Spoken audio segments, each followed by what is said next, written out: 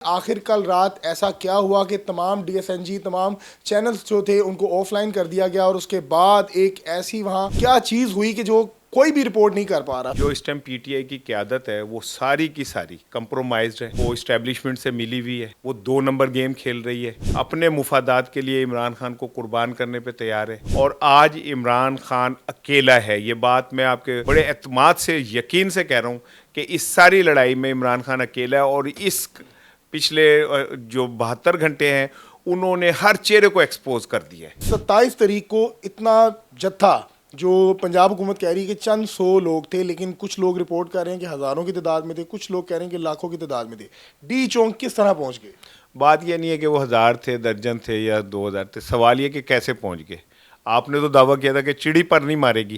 السلام علیکم، آپ دیکھ رہے ہیں دستک ٹی وی، میں ہوں آپ کا میزبان میاں عبداللہ. ناظرین، 24 نومبر کو عمران خان کی جانب سے ایک پرامن احتجاج کی کال دی گئی تھی، جس کے بعد دیکھا گیا کہ کس طرح پورا پاکستان محفلوج ہو کر رہ گیا. پاکستان کی تمام سڑکیں جو بند کر دی گئی، جو مسافر تھے وہ ایک سے دوسرے شہر سفر نہیں کر پا رہے تھے، تمام جو تھا تجارتی نظام وہ متاثر ہو کے رہ گیا. اس پر بات کرنے کے لیے میرے ساتھ سینئر صحافی اسار رانا صاحب موجود ہیں، جن کا بڑا تجربہ ہے، بڑی گرپ ہے، 30 سے 35 سالہ ان کا صحافت کا جو کیریئر ہے.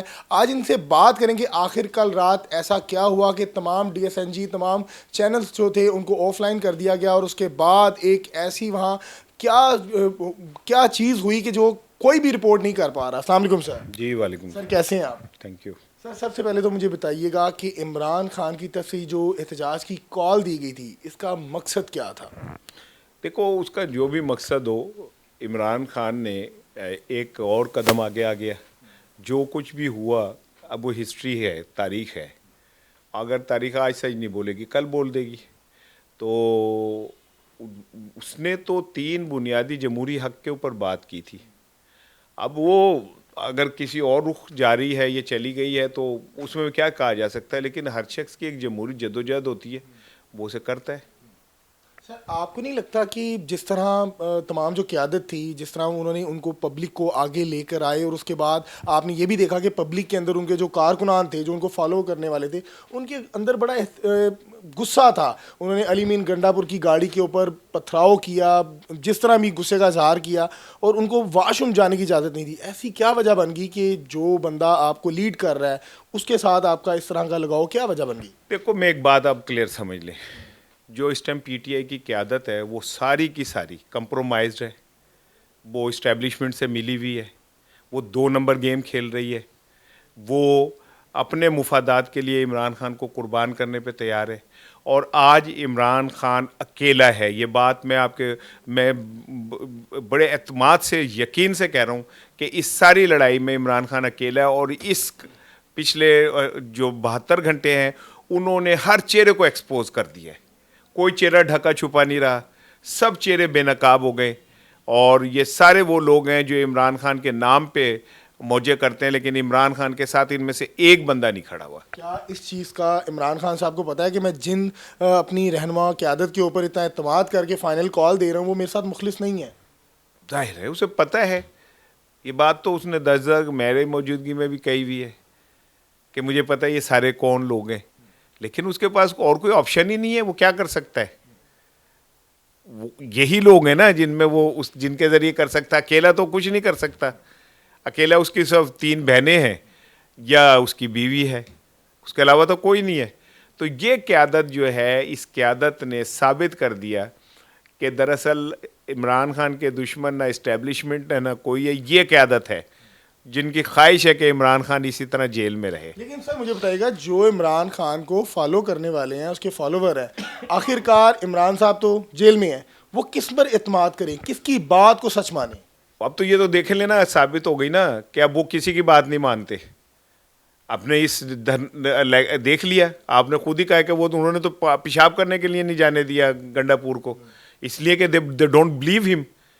تو قیادت نہ ہونے کا یہ ہوا کہ جو عام ورکر ہے اب اس نے قیادت اپنے ہاتھ میں لے لی ہے، اب وہ ڈیسیژن خود کرتی ہے.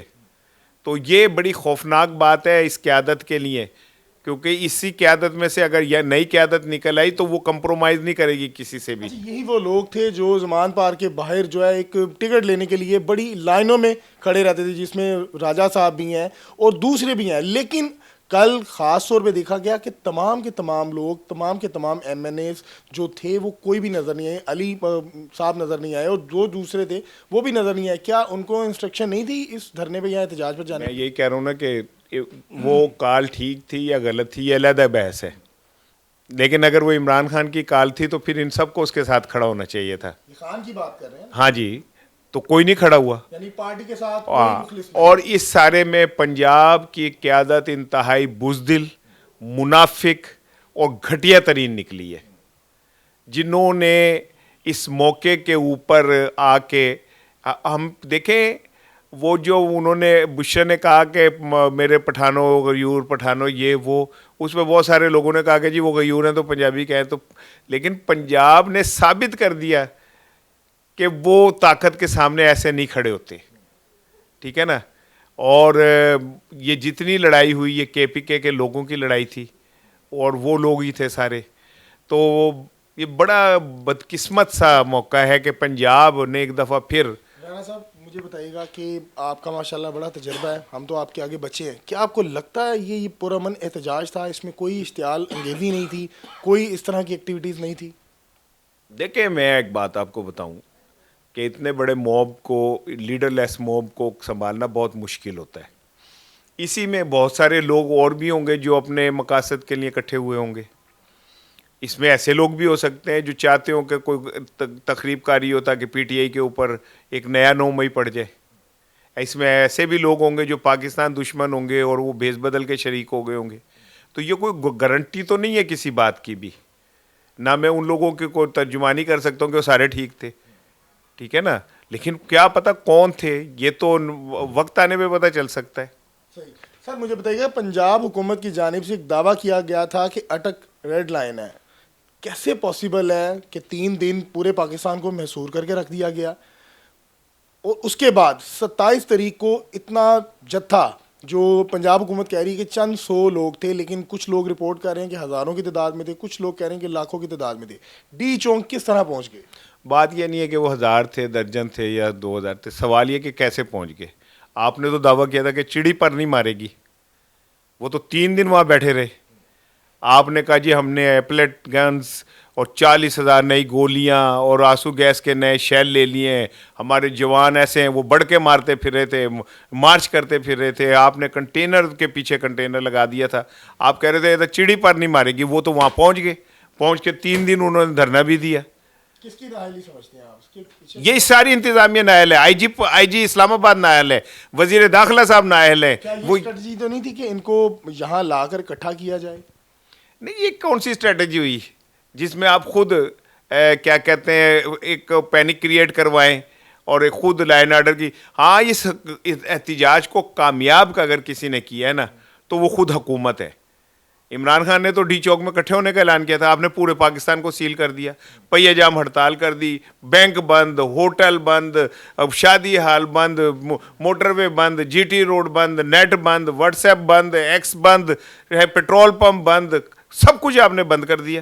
سر رانا صاحب مجھے بتائیے گا کہ اگر ریلیف کی بات کی جا رہی ہے، کیونکہ کئی لوگ بات کر رہے ہیں کہ خان صاحب ریلیف کے لیے احتجاج کر رہے ہیں، سر آپ کو نہیں لگتا کہ اگر ریلیف لینا تو وہ عدالت سے لیں، اس طرح بلیک میل کر کے پوری پاکستانی عوام کو تنگ کر کے نہ ریلیف مانگیں؟ بات یہ کہ ریلیف تو عدالتوں نے بھی نہیں دینا، عدالتوں نے انصاف دینا ہے.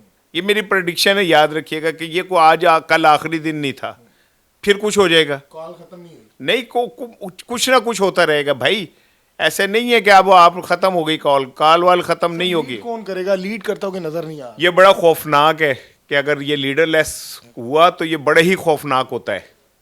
ٹھیک ہے نا، ایسا نہیں ہونا چاہیے.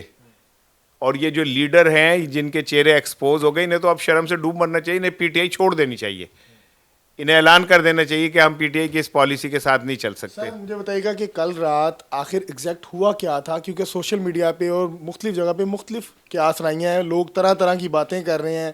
ایگزیکٹ آپ کے پاس کیا رپورٹ تھی، کیا ہوا، کتنے لوگ مرے، گرفتار کتنے ہوئے، کیا واقعہ کیا تھا؟ देखें, ये तो मुझे नहीं पता कितने लोग जहाँ भाग हुए या क्या हुआ, ये मैं नहीं पता मुझे, मैं क्यों ऐसे कहूँ जो चीज़ की मेरे पास प्रूफ नहीं है। लेकिन ये कि जब ये ऑपरेशन होना था तो मुझे अंदाज़ा हो गया था कि ऑपरेशन होना है। जिस तरह मार्केटें बंद कराई गई, जिस तरह अंधेरा कर दिया गया, तो उससे सब पता चल रहा था कि ऑपरेशन होने जा रहा है। ऑपरेशन में क्या हुआ, ये अब आने वाला वक्त बताएगा कि क्या हुआ। रिपोर्ट होगा। देखो, छुप नहीं सकती चीज़ें। अगर वो दहशतगर्द थे तब भी नहीं छुप सकती, और नहीं थे तब भी नहीं छुप सकती। सर लास्ट में सहाफ़ियों को क्या कहना चाहेंगे, क्योंकि कुछ तरह की जो अपने अपने प्लेटफार्म से बात कर रहे हैं लेकिन तजाद आ रहा है, लोग यकीन नहीं कर रहे क्योंकि बहुत ज़्यादा फ़र्क आता है उनकी बात में। मेन स्ट्रीम पे देखा जाए तो कोई और बात होती है, अगर सोशल मीडिया पे देखा जाए तो बहुत फ़र्क आता है। सर क्या पैगाम देंगे? वो ज़फ़र इकबाल साहब का एक शेर है, बस वही सुनाऊंगा। वो कहते हैं, झूठ बोला है तो फिर इस पे कायम भी रहो ज़फ़र, आदमी को साहिब किरदार होना चाहिए। जी नाज़रीन, हमारे साथ एहसान राना साहब मौजूद थे। बड़े खूबसूरत तरीके से उन्होंने तमाम जो वाक़ियों को बयान कर दिया, और यकीन कीजिएगा कि इनके साथ गुफ्तगू करके बड़ा अच्छा लगता है। अपनी राय से कमेंट सेक्शन में ज़रूर आगाह कीजिएगा। मुझे दीजिएगा इजाज़त। अल्लाह ने के बाद।